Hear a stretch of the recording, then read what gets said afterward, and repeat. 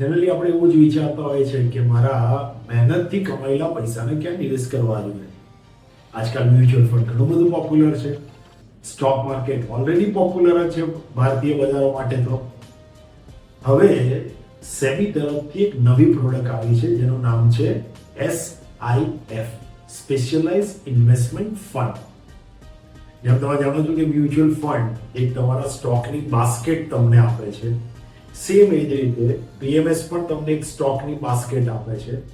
પણ આ જે SIF છે એમાં કંઈક જુદું થવા જઈ રહ્યું છે.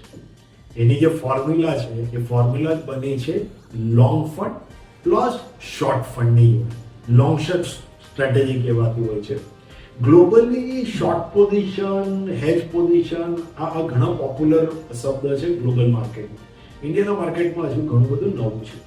પણ જે પ્રમાણે મ્યુચ્યુઅલ ફંડમાં ફ્લો આવી રહ્યો છે, બજારમાં જે પ્રમાણે સેક્ટર રોટેશન થઈ રહ્યા છે, બજાર જે પ્રમાણે કોન્સોલિડેશન ફેઝમાંથી પાસ થઈ રહ્યું છે, ત્યારે SIF તમારા પોર્ટફોલિયોમાં એક મહત્વપૂર્ણ પાર્ટ તરીકેનો ભાગ ભજવશે.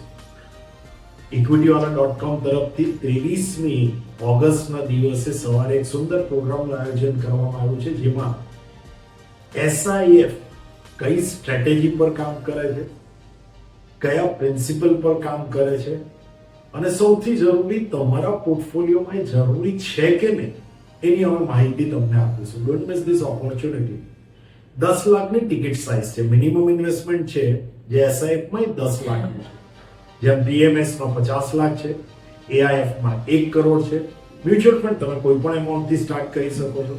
તો એ દિવસે આપણે ડિટેલમાં સમજીશું કે લોંગ શોર્ટ ફંડ શું છે, ફ્લેક્સી કેપ કેટેગરી, X100 જે સ્મોલ મિડ કેપમાં તમારું ઇન્વેસ્ટમેન્ટ કરે છે, તમારું હાઇબ્રિડ કેટેગરીમાં પણ SIF છે જે સિનિયર સિટીઝન માટે ઘણા બધા કામમાં આવે છે.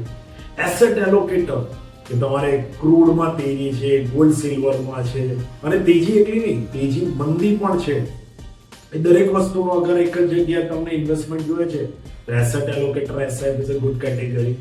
આવા વિભિન્ન પ્રકારના SIF ની ડિટેલમાં ડિસ્કશન કરીશું 23rd August morning 10 o'clock. Don't miss this opportunity. નીચે લિંક આપી છે, એમાં તમારું રજિસ્ટ્રેશન કરો અને લર્ન એનો સિમ્પલ મંત્ર છે. પહેલા જાણશો તો સમજશો અને સમજશો તો તમારા પોર્ટફોલિયોમાં પ્રોડક્ટની જરૂરત છે કે નહીં એ પણ તમને ક્લેરિટી મળશે. SIF, specialise investment fund.